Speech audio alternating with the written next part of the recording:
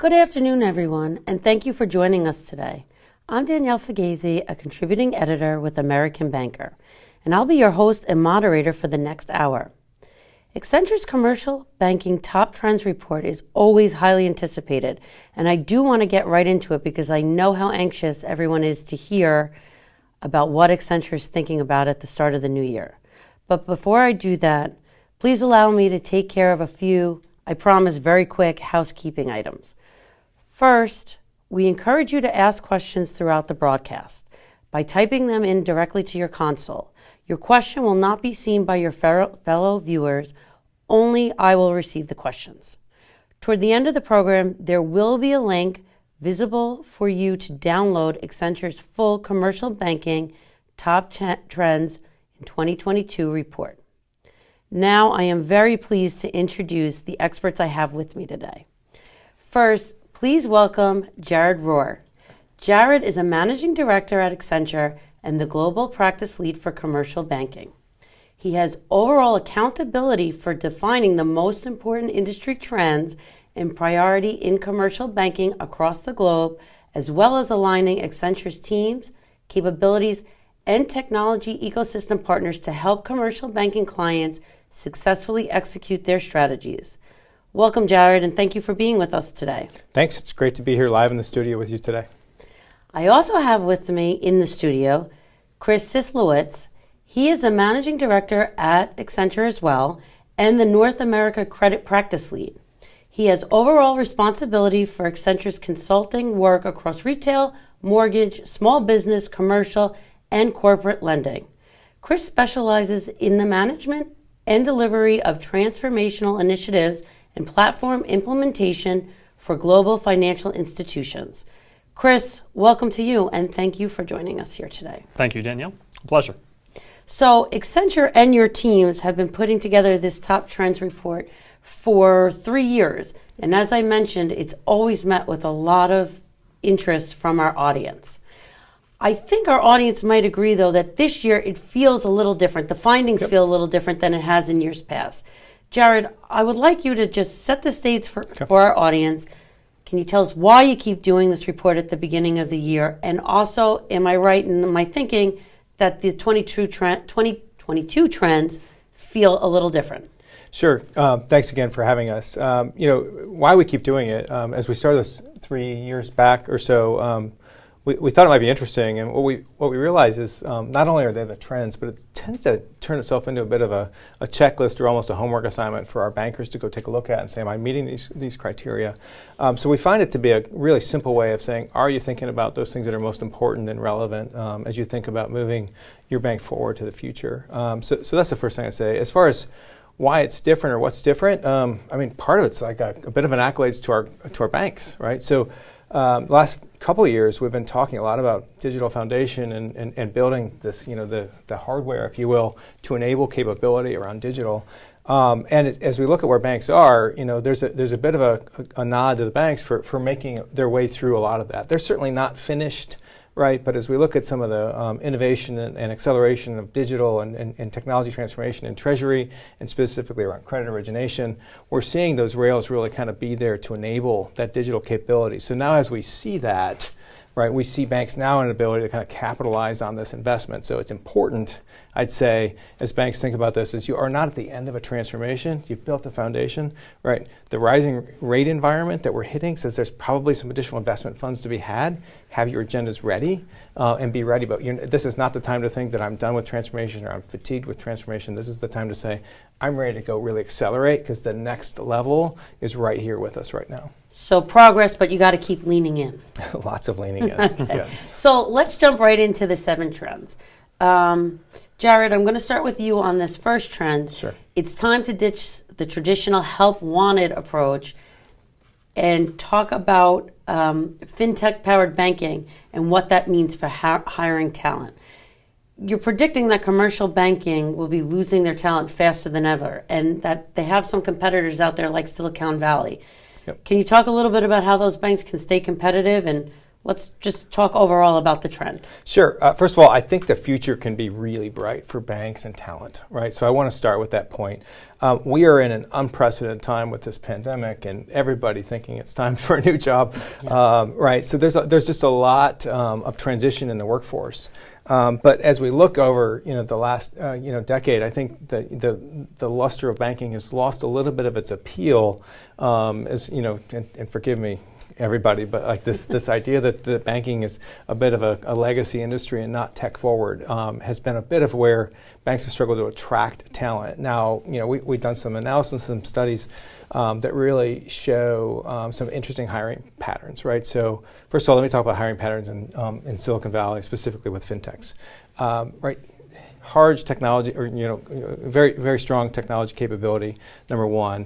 Not a lot of business acumen around banking, right? So they're hiring strong business acumen out of banks, right? And allowing them to build these super powered apps and capabilities. Now, on the other side of that, banks continue to be focused on hiring from other banks, right? So someone who had this job at a smaller bank or a lateral move or something with extended capability and not really taking advantage overall of those other banks, right? So, or of those other capabilities. Now, we do have some banks, American Express, Capital One, others, who are actually thinking about technology as that accelerator and thinking about, do I need technical acumen in banking or in the technology division, or do I need it in banking? So bringing those things together is the power, right? But this is a bit of a flip this upside down moment for banks and say, I shouldn't be losing it. I am the fintech center of banking and finance. So if I can change that paradigm, that is how I am able to now attract and retain talent and really have the swagger that the Silicon Valley folks have had,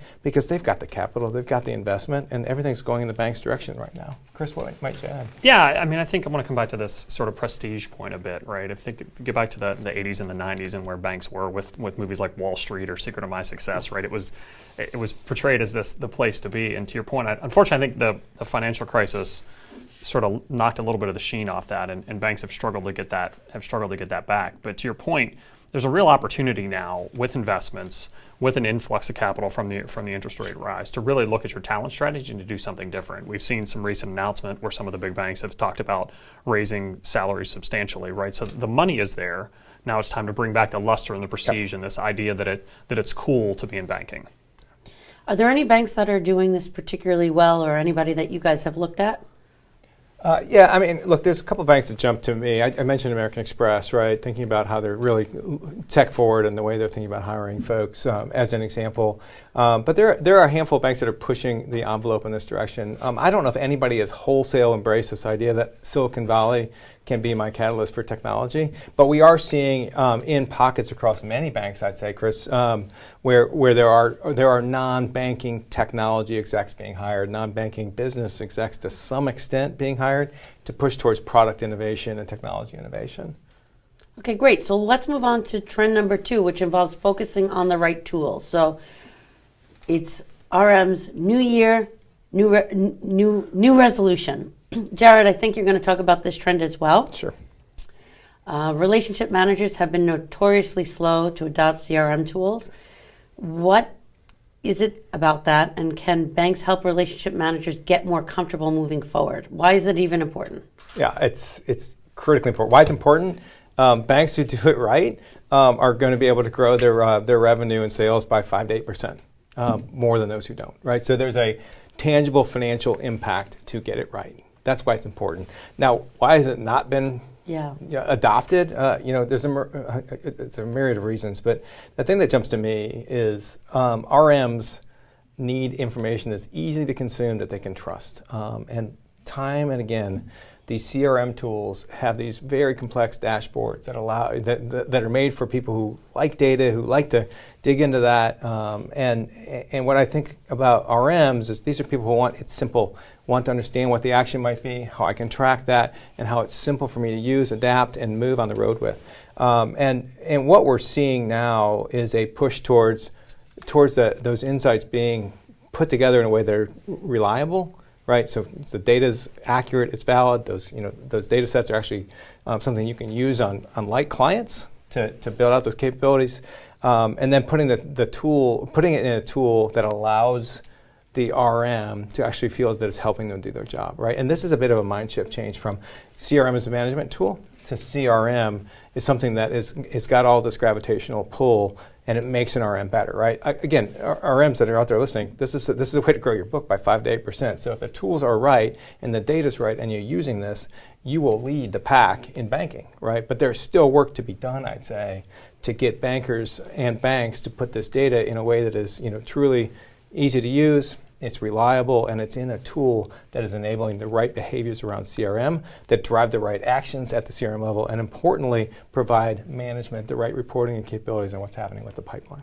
Yeah, I mean, the RM's been on the list of trends here for a couple of years now. I think what's different about this one is that we're moving away from investment and experimentation into usage and adoption, right? So when we talked 2 years ago about the need to invest in CRMs, banks reacted. I'd like to think it's because we said so, but probably not, right? But the reality is I think there's been... It has something to do with it. It's definitely because you said so. That's right, that's what I thought. But we've seen the investment, but the adoption, to Jared's point, isn't there yet, right? We haven't seen the returns. We haven't seen that outcome, and I think that's really where the emphasis now. The data is there, the tools are there.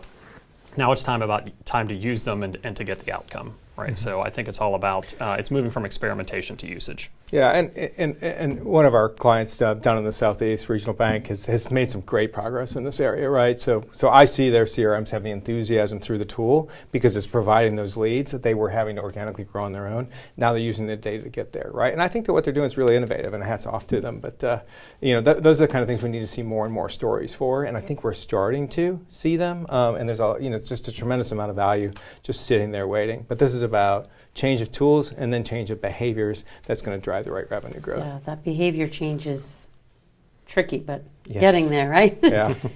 Okay, so let's move on to trend 3. Chris, I'm going to start with you on this trend. The next, I want to just get it up here for you guys, the next evolution of digital customer portals. We all learn that customers want their banking experiences to be more like their Amazon experience, and I think we sort of saw that even more with COVID. What types of services are the clients expecting now, and are the banks meeting that challenge? And what can banks do if they are not meeting that challenge at this point? Well, they need to, right, is the short version. But I think it's important here to start a little bit with a history lesson. We're not going too far back. We're going to go back to our 2020 trends when we were sitting here and we talked about the need for customer portals and digital engagement. Little did we know that 60 days later we'd all be locked in our homes, and that would be the means of survival, right? So banks who had already started on that journey obviously had a leg up, and those who didn't, thankfully, reacted very quickly because they had to. But unfortunately, I think some of that engagement was a little bit haphazard. And now what we're really seeing is a need to invest in manners that enhance that digital interaction, right? To your point, the lines have been blurred. The lines between consumer and business are gone, right? You're doing your work and your home life on the same computer from the same seat day in and day out, and as a result, your expectations are there. So the experience that you get on Amazon or at Uber or anywhere else is now the experience you want from your banks. So how does a bank respond to that? It's productivity, right? It's moving beyond just user interface and user experience and getting into real productivity. We'll look at some. We've got some examples in the report, but some of the particular banks who have integrated client financial systems with their portals. So think about you're a small business owner and you're able to press a button and export your financials from QuickBooks into a bank versus the old way, which is save them, turn them to PDF, attach them to an email it to the RM saves the email, sends it over to the credit guy who uploads it, takes a look, right? It's crazy. And all of that technology exists now through open APIs, through open banking. So we've got this real use case for how to make the lives of clients and banks more efficient through portals, and that's just one example. When I think about this space, and I look at portals, I think there's to grab on some of these payroll providers and this embedded finance, which we'll come back to. But the stark contrast, right, from a fully embedded technical experience or a fully embedded experience where you're working on payroll in this, would you like a loan with that? Right, if you will, not with fries. What would you like a loan with that? Right. And some fries. Yeah, some fries. Maybe some fries. But on one side you have this. On the other side, there are still fairly good-sized banks out there. If you go out to their website and apply for a business banking loan, it's going to ask you to go dial an 800 number. Okay, those are the two worlds we're living at right now, right? That scares me, right? And it says something has to be done. Now, we are seeing progress, don't get me wrong, but there's a significant amount of opportunity, but there's also a competitive threat that's bringing this all to the forefront. So where would you say we are in terms of progress here? Are we in the early stages, or, I think everybody has a portal, right? So check, right? and I think a lot of folks have really invested in their user interface and user experience over the past 12 months. So check. In terms of enhancements and making that something that folks can use and really harnessing the power of open banking, we got a minus there, right? So we've got an open box that we've got, like I said, just a few folks have started to adopt that, but we think that's a real opportunity for growth. Do you suspect we'll get to a place where there are banks that just can't actually get there? Yes, I hate to say that, and I'm going to get rocks thrown at me after this, but I think the reality is, like, there's some folks that are just not going to heed that warning seriously or take it seriously enough, but it's real, right? It's no longer an optional point. Right. So, Chris, I'm going to stay with you for this next trend, which I'm bringing up now. The great technical divide widens. It's harder and harder to remain competitive as a small bank. We've all seen it between the demands put on them and by the customer. There's demands from the customer, and there's also demands from a regulatory standpoint for sure. What can these smaller banks do to stay relevant and competitive? And I mean, we were just kind of talking about this. What is the alternative? Yeah, I mean, the bottom line is they have to invest, right? We started with the war for talent. Now we're on the war for technology. And there's no doubt that the big banks have a bigger war chest and are spending more. Jamie Dimon said $12 billion this year globally on technology. I mean, that's bigger than a lot of fintechs, right? I mean, when you think about the sheer number there, you can't compete with that, and you shouldn't be expected to compete with that head on, right? So I think it's a matter of how do you fight asymmetrically, to carry the war analogy, if you will, which is how can I find what I'm good at and take advantage of it? It's the real point at which strategy meets technology. So how do I enable that strategy? How do I enable what it is that makes me unique, or the areas where I have inherent advantages, be that in a segment, in an industry, in a geography, whatever it may be, and how do I partner with a fintech that powers that strategy? And that partnership can take many forms, right? Certainly there are any number of fintechs out there that you can partner with. In fact, I think some folks are probably suffering from fintech fatigue just based on how many are out there. But the reality is there is someone out there who can deliver on that promise. And what we're seeing, a recent trend, is people acquiring the fintech, seeing something that aligns with their strategy and maybe a little ahead of the curve, and I'm not going to share that with anybody else. I'm just going to buy it in-house. So there's a lot of strategies to compete, but the reality is you can't ignore technology. Right? Even the relationship banks that want to be the high-touch, right, white glove service are investing in technology that supports that strategy. Yeah, go ahead. No, I was going to say, Jared, do you have anything that you want to add there? Of course I do. This is a really important inflection point for banking, right? And you're absolutely right. Every bank is not going to have the funds to do this, and there has to be a deliberate acknowledgement and strategy put in place around this, right? You've talked about a couple already. Other things we're seeing, and it's real, right, is regional banks merging to drive better technology investment, right?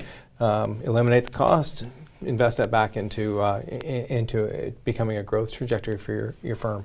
Now a lot of people might look at some of those acquisitions and say they've taken a long time and I haven't seen the value out of them, right?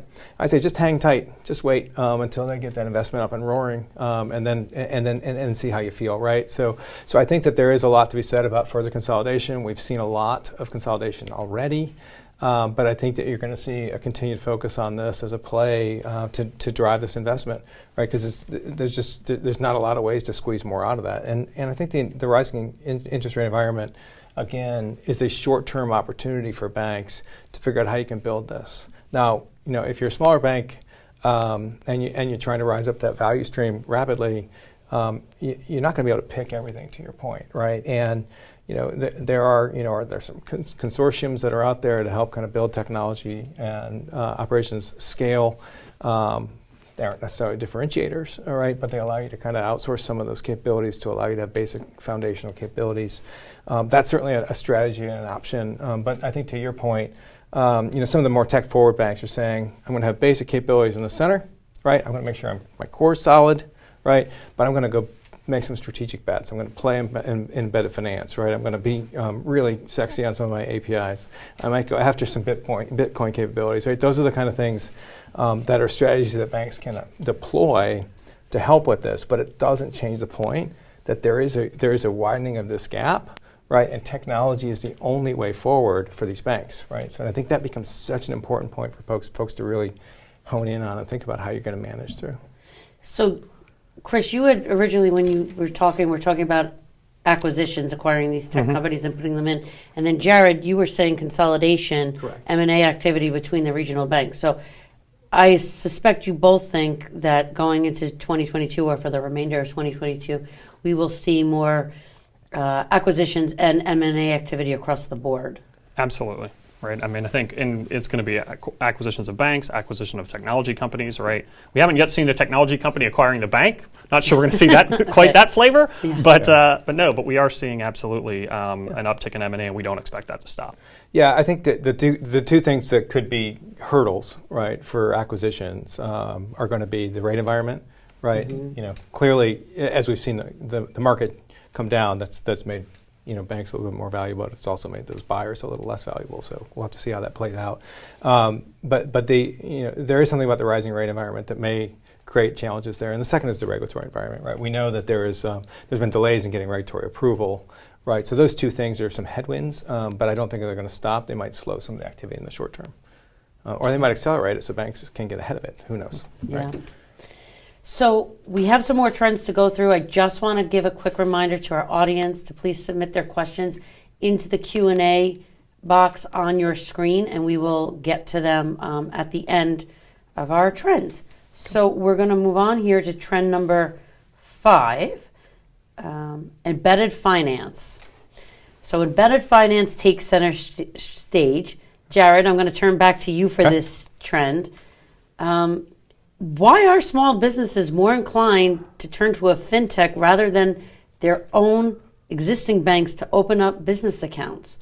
And I have a lot of questions around that, but I guess I'll start with that and then we can move forward. So there's a lot to be said here and a lot to be defined as we go forward, right? This is a burgeoning market, but over the next 5 years, we anticipate this is $124 billion of opportunity. Wow. That's a huge number, right? Of that, we think 32 billion of it could be revenue risk for banks, right? And that's also a very large number. Now, you asked me why do we think banks or SMEs might go to a fintech versus their bank, and it's to be determined if they fully will or some will. But the suggestion is that certainly we have some risk here. But I think it goes back to a real simple term, right? Simplicity, ease of use, ease of access, right? Going back to the comment before, if I'm dialing an 800 number to get a loan, that is certainly a little antiquated, a little slow, right? If I'm completing my payroll or completing my taxes, or I am buying a large piece of equipment for my factory, and in that technology flow, there is an opportunity to either build treasury services and payments activity around it, or get a loan, right? Then I'm going to do that because it's easy, right? And I'll I know I'm talking to really smart bankers, but I want to go back to something really simple. You bought a car at a dealer, right? Everybody's done that at some point, right? If you get a loan on it, they're like bank 1, 2, 3, 4, 5. Which one would you like? This one that you've never heard of, that's a quarter percent less? Yeah, sure, that will do fine, right? Because that brand loyalty, when you're getting an auto loan, it doesn't really matter. And the question here with embedded finance becomes the same. So that becomes some of the threat side of this. Now, this is a complicated topic, as I said, right? There are a lot of different ways to think about this, because at the end of the day, that's all fine and dandy, but you still need to be, the loan still needs regulated, right? It still needs to have a balance sheet, right? So in the short term, there's a huge opportunity for banks to be, in the middle of that transaction as a supplying loan, right? As a supplying bank, if you will, for that service. How that plays out over time, right, and what that relationship looks like is a bit in question in my mind. Because certainly in the short term, I think these are strange bedfellows, right? The fintechs are saying, I need the bank, and I'm going to figure out how to work with these banks, but I'm going to make them compete against each other, and I'm going to steal their margin, and I'm going to make that less interesting. On the other side of that, the banks are saying, this is a real threat, this is of concern to me, I don't fully understand it. Their technology is clearly better than mine, so I'm going to get closer to this so I can figure it out. So that's all that's happening here, but it's a really neat play. There's a lot going on in the space, but it's to your question before. This is early, but this is probably the most significant thing we're going to see happening in banking over the next several years. Yeah, I would say if you just look at what's happened with buy now, pay later in the consumer space, right? And this is just a sliver of embedded finance. But if you think about the sort of horizontal integration of product companies with financing just on your everyday purchases, right? I mean, it's not new. Furniture stores have been doing this for decades, right? But it's more prevalent than others, and it's more importantly, to Jared's point, it's simpler than others. You can do it with a button click, right? Now you can finance that on your phone. And that we've seen that creep out of retail and into small business. So this is all coming together in the small business space right now, and it's only a matter of time before it starts to move up market, right? So it's you can and we've seen these trends before, which is things start in retail with the consumer and gradually creep their way into small business and then into commercial. So are we saying you're ever going to get a $300 million syndicated loan on your phone by pressing a button? No, right? However, the idea that small business or even in some cases a medium enterprise could do that is not too far off. Right. You made a really good point around small business and business banking, and I think it's a really important point to reinforce. When we put these trends together, we almost put the rise of small business banking in, but decided it sort of bleeds across all of these, right? So if you think about the war for talent, and with that, the lack of historical investment in small business and business banking, open banking and the API strategy, the digital portal capabilities, and embedded finance all being kind of threats in this space. All this has to come through this space. Again, we're talking about $124 billion, of which $32 billion is at risk in revenue in this space, right? And when we think about that, this is going through SMB banking, right? This is where it's going to be small business banking. This is where this risk is. This is an area that's gets shopped to the retail side, then it comes back over and reports over the commercial side. It doesn't really have a home, doesn't have a history of heavy investment and heavy transformation, and now this burden of all these threats sits right in the middle of that space, right? So how do you build a strategy that says I'm going to short my capabilities around my portal so it's at least interesting, right? And then I'm going to have to make sure I have this capability around APIs, open banking, embedded finance. Lots going on here. You said we're in the beginning stages of this. Yeah. Can you tell me where you kind of feel we are? Just give the audience a sense of how early we are. Or? If I'm a bank, I'm in reaction mode, I would say. Yeah. If I'm a fintech, I'm maybe in the third or fourth inning, and there's a bit of catch up to play. Yeah, and I mean, and the other thing is we've seen the entrance, right? I won't name names of major tech companies, not fintechs, but major tech, big tech, right? Yeah. And frankly, retail companies, right? Retail suppliers starting to move into this space. So it's not just the fintechs that folks need to watch out for. Right. It's also other industries, right? This is an industry convergence point. Okay. All right. Let's look at our next trend, our sixth trend, trade finance, breaking through the final analog frontier.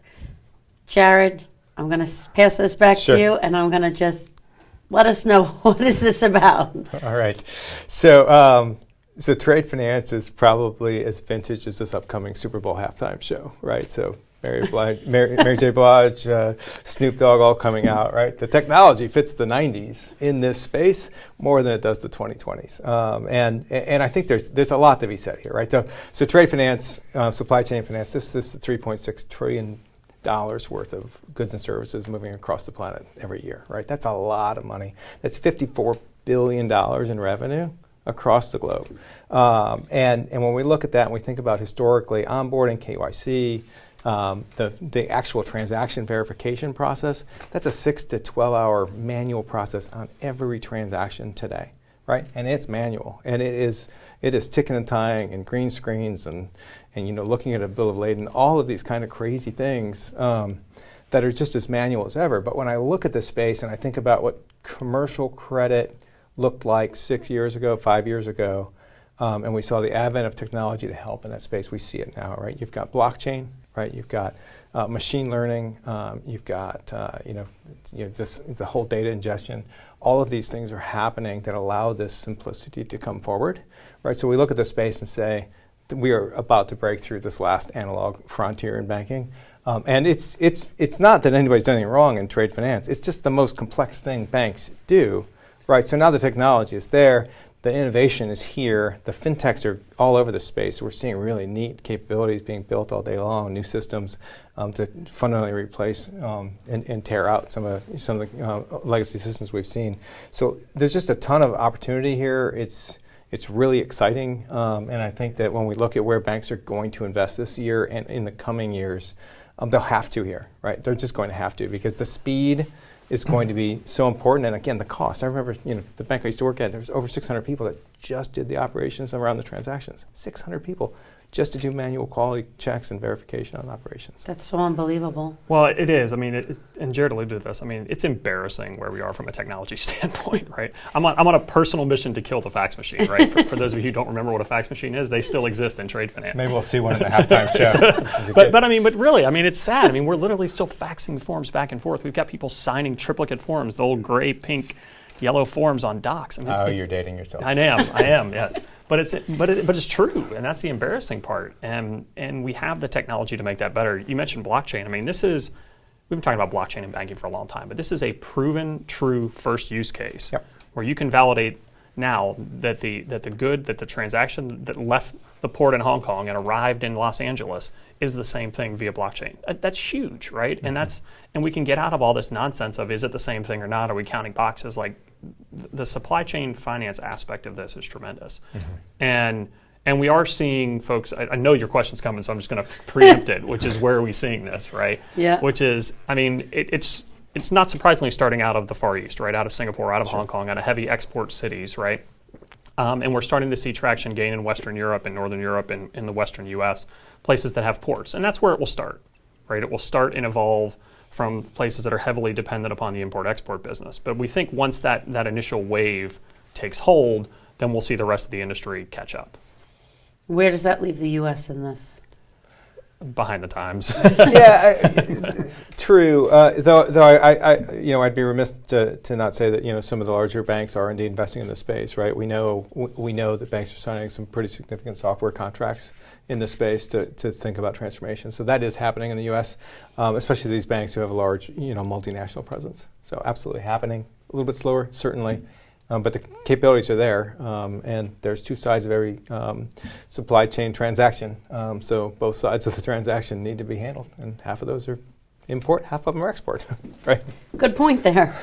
So Chris, you're going to actually be rounding us out here with our last trend before we get to some final thoughts and some questions, which I'm sure we probably have a ton of by now. So we're going to be talking about sustainability as a superpower. Sustainability might just be a banking superpower. What do you mean by that?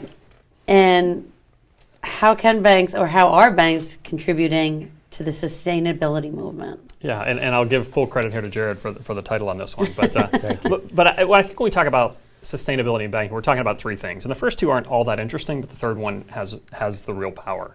So let's quickly cover the first two. The first one is just the sheer scope of emissions that banks control. Think Scope 1, Scope 2 emissions and the need to decrease those emissions. In and of itself, it's not that exciting, but banks really have an opportunity to be on the forefront of that, because if you think about their footprint, their carbon footprint, their emissions, they're not nearly that of someone who has large factories or power plants, et cetera. You've got the headquarters, you've got the data centers, and then you've got the branches, right? So there's a real opportunity to evolve Scope 1 and Scope 2.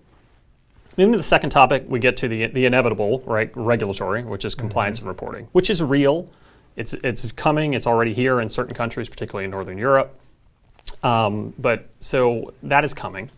But again, regulatory reporting is something that keeps bankers up at night, not gets them out of bed in the morning, right? So I think we have a real opportunity to kind of forget that one and move to the third one, which is where it gets interesting, which is where the banks, we think, can put on the green cape and be the superhero, which is to leverage your balance sheet as a force for good in the world, right? Whether it's sustainable lending, whether it's thinking about who it is we invest with, who we partner with. Banks ultimately control the dollar flow through the systems, and where the real change happens is on the big dollar transactions. We're already seeing certain banks switch their covenants from being traditional financial covenants to being places where you're judged based upon how well you are meeting your carbon emission targets. So, I mean, that's not widespread, but it's starting to pilot. And we think that there's a real opportunity to talk about interest rates, to talk about how we price, how we approve, who we partner with, and that banks are in a really unique position to drive forcible change in sustainability. Jared, I want to turn to you. Sure. The other piece that I liked about kind of ending on the sustainability is it kind of brings the trends full circle. Yeah. Can you talk a little bit how it can impact talent too? I can, but I want to hit one more point Sure. before we do it. I'll Yeah. come back to talent, right? So I think about this. I want to go back to sustainable lending a little bit, right? So, we talk about being a superpower. Sustainability might be, but it might be a superfood, if you will, right? Like kale or something. How green can you get other than kale? But when you think about sustainable lending, right? Not only are you doing good for the world, but you're actually building a whole new revenue stream. Right, so we're talking about in 2017, this was $5 billion worth of loans. Now it's predicted to be in the next 2 to 3 years, $120 billion in grow. Right, and we're talking about funding transition to green energy, funding factories to move to green manufacturing capabilities. All of these things from a legacy environment into this one becomes really powerful. So not only is this a good a do-gooder force in the world, but it has real financial consequences for the banks, way beyond regulatory, way beyond feeling you're doing things good for the world. But this is about like the bottom line results too, and I think that makes it really exciting. Now back on talent, to your question, certainly as we look at where we are in the world, we started at the beginning around talent, right? People can work for anyone they want right now. The market is red hot, and our younger generations are more compelled to work at places where their values are seen in the mission, right? And I think banks have the opportunity to help their employees see very clearly a direct correlation between how a bank can help the planet and why that's important for them and how they can actually help make this place a better place for all of us, right? So I think it's really important as you think about the talent view of it. Yeah, this new workforce, they really care about their values and they want to be aligned with the companies they work with, for sure. Okay, so let's take some questions from the audience if you guys are good with that. There's a lot of them, and we probably won't get to all of them during this broadcast because of time restraints. So I will get Chris and Jared everybody's questions, and we will make every effort to try to get them answered. So with that, let's turn to some of the things that have been submitted to me during the broadcast. What are the primary roadblocks for adoption given the potential return? This is centered around the customer portal trend. Okay. Yeah, I mean, it probably factors into the RM trend as well. Yeah. I mean, I think folks are still skeptical, particularly the RM audience. I think there's a healthy dose of skepticism because, as Jared alluded earlier, the CRM tool's been used primarily as a management tool, right? It's a checking my homework type tool, right? You must use it, therefore. You do not get deal credit unless it's in the tool, and therefore you must use it, and I'm going to check that. And we haven't yet shown the value, right? So we haven't yet, and this goes to the adoption point. It's not just on the RM, it's on the institution to help educate and get folks excited and demonstrate the value of the power that's out there. And if we think about the portal, I think to tie that specifically to the portal question, I think it's more around where we are in the evolutionary chain, right? So we went through the initial stand-up in 2020 and 2021. It was about usability. In 2022, I think it's now we're past the basics, we're past the fundamentals. And much in line with all of the trends we've talked about today, it's taking that next step, right? Jared mentioned in his opening around the foundation is there. The foundation is built, and now it's time to expand beyond the foundation and start to do the cool things. So I think now that the legacy infrastructure is out of the way, you've got the new digital infrastructure in place, there's a real opportunity to drive adoption through tangible use cases. Yeah. Now, on the portal and customer adoption specifically, I think a couple of things I'd say. One is when you look at when you look at your portal, you shouldn't be comparing it against bank 1, 2, 3, 4.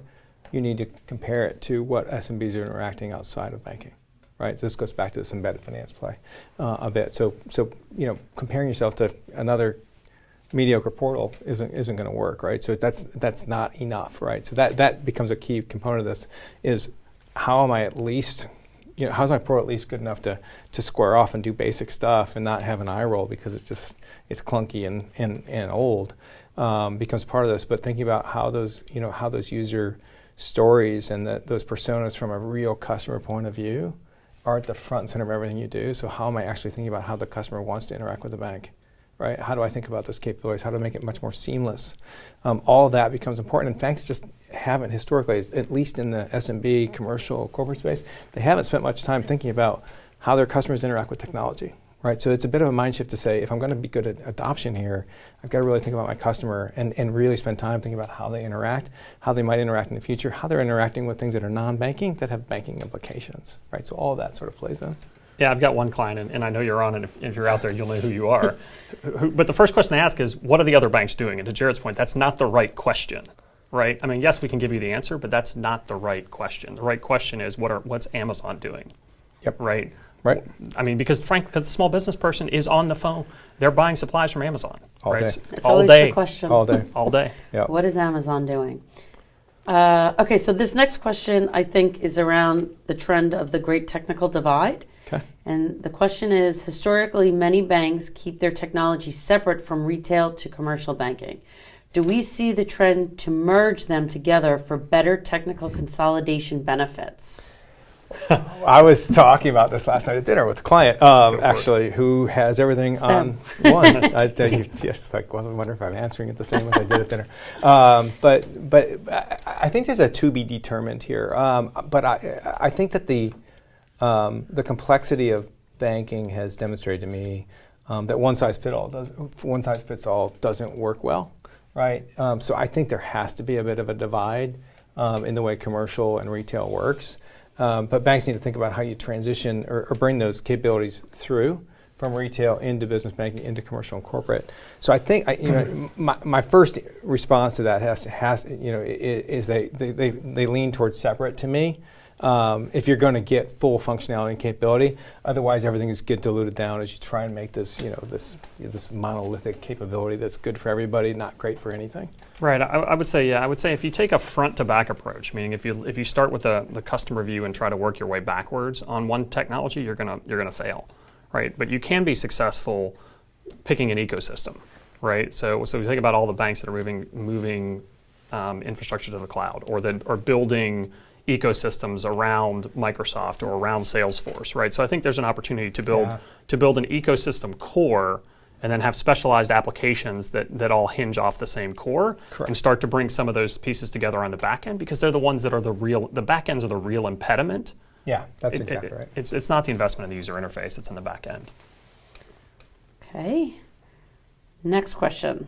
On some of the themes touched on for the great technical divide, how does that look different as you look across the different client segments based on client sales size, i.e. expectation on capabilities, blending tech, self-serve versus still having human banker to call? Okay, human banker not going away. Let's just start right there. So the human touch is always going to be a differentiator, right? You're always going to pick up the phone, especially in the upper ends of the market, right? Small business, maybe not so much, right? But the human element becomes critical. It's a relationship that you built over a period of years matters, right? The trust that you have matters. That white glove service, all of those things matter, right? But I don't believe that in and of itself will be enough to retain your customers if your systems are clunky, if your systems aren't anywhere close to what we're seeing as the innovation in the marketplace. Yeah, and I would say, I think to answer that question directly, I don't think it varies that much by segment, right? I mean, they're the edges, right? But I think the middle is consistent whether you're a small bank, a medium bank, or a big bank, right? Whether you're a multinational or whether you're a community bank. I don't think the majority of that interaction is an and, to Jared's point. It's human and machine, right? And that's regardless of segment or bank size. Okay. An and, not an or. Okay. Next question. As you look ahead to 2022, what is the biggest surprise in terms of how things evolved compared to last year's trends? So sort of what we said in the beginning. It looks different. I'll start. Yeah, feel free. I mean, I think we get back to number one. Certainly didn't see the whole Great Resignation, right? I mean, Yeah. if I was sitting when we were sitting in our houses last year doing this, right? I mean, I think several of these trends, like RMs, like portals, even technology, were there in some form or fashion. The talent piece was not, right? This whole Great Resignation thing was something that certainly didn't see coming and certainly didn't see accelerating. It looked like, okay, fine, last summer a lot of people quit, but it's the ball. I mean, it's been a snowball. It's still happening. It's still happening. Still That ball's still rolling. So I certainly, be the first to admit, did not see that one coming. Yeah, I mean, I think from my perspective, I think that the fact that everybody, 85% of the audience is probably sitting at their homes today is a surprise. I think all of us would have said, come August, we were rocking and rolling, we're back in the office. And I think that it's an important point around talent acknowledgement, right? Again, we like to set this stuff out and give you a big, hard list of things to go work on, and you're doing it remotely, right? And you're doing it without collaboration. You're doing it without having the connectivity. The folks you've hired in the last 2 years haven't met anybody, right, in many of these places in person. So all of those things are still out there, and they're challenges, and the innovation and the collaboration of being human and being together, and thank goodness we're able to do this together here today. But those things are still lacking, right? And to me, I think that it just stays out there as something that we've got to be able to keep front of our minds, doing the check-ins with our employees. How are you doing? When was the last time you saw somebody or had a conversation that wasn't so transactional in nature? All that has to be a big piece of how we manage and think about leading, probably leading more than managing, if you will. So I want to ask you another question or two, and then I want to give you guys an opportunity to give some final thoughts on the questions. So the next question, the point about relationship managers and CRM, is that about getting the client 360 view, or the relationship managers dedicated to specific clients for as long as that client is with the bank?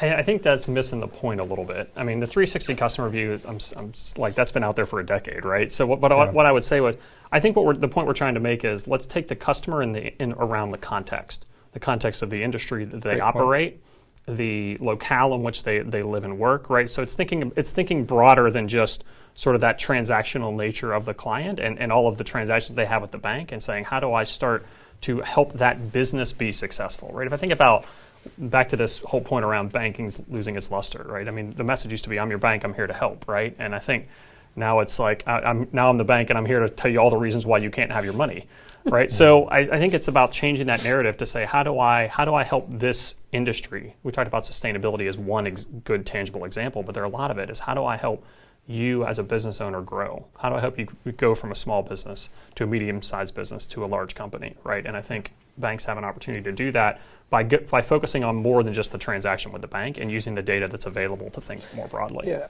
it's a great question, though. I think the question reinforces reality versus vision and how disconnected those still are, right? Because the question's right. 360 view of clients is still elusive at many, many banks. Okay, so that's a problem, right? The vision here is that you are that not only do you have a 360 view, but you have all this contextual information, to your point, around it, right? You think about a buying pattern. You go buy a new iPhone or a Microsoft phone, right? Not the two sides here, but and you get you might like a charger, you might like this, you might like that, and these capabilities sitting around in RM to enhance that, right? Where you understand specific regionalized market trends in that industry, right? Then, or here's what we're seeing these kind of clients do. Here's some suggestions as to how you might build your business model. Those things are not far-fetched, and the data is there to begin to build those insights in a way that is easy to understand for our RMs, and then translate that into really good sales calls, right? So I think that there's still a divide between the reality that we're not anywhere close and the reality of this vision that we're starting to see become real, right? And that has to close, right? Got it. Okay. So with that, I am going to ask you guys, before we wrap up, if you have any imparting thoughts that you want to share with us. Jared, do you have any thoughts there? Yeah. I mean, I guess, you're in many respects, you've been working your tails off for the last 5 or 6 years, and you've gotten to the starting line. Might be the way I'd put this, right? You've built the foundation. The best is really yet to come in this world, and I think capitalizing on this rising rate environment to put the investment back in to drive this real transformation enablement is the most important thing you can be thinking about, right? So that's the thing. You've got the opportunity to take advantage of a spread environment that we've been talking about for 15 years and actually put it to use in investment, right? So doing that well, not stopping investment in commercial banking, corporate banking, and business banking, and thinking you're done, but accelerating that with this opportunity becomes the key in my mind. Yeah, I think if we think about where we started, right, with this question you said of, hey, it feels different. Well, it is different because over the past 2 years, we've been talking about investing in that digital core. And you notice that's not on the trend list anymore, right? Because the majority of banks have done that. And so now it's about, if the trunk of the tree is built, how do we extend the branches and the leaves, right? How do we start to yield the apples from the tree, so to speak? And I think that's really what this year is about. It's about saying, take the investments that you've made and give a little bit more, push a little bit broader, and expand into other areas to really start to yield the rewards. Chris, Jared, thank you both so much for sharing your insights with us today. And I think that our audience will find this session super valuable. So to download the full commercial trends for 2022 report, please go to the URL on your screen, accenture.com/commercial banking top trends.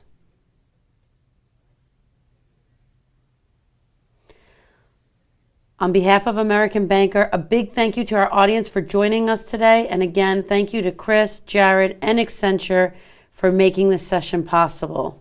Thanks so much. Thank you. Have a great day, everyone.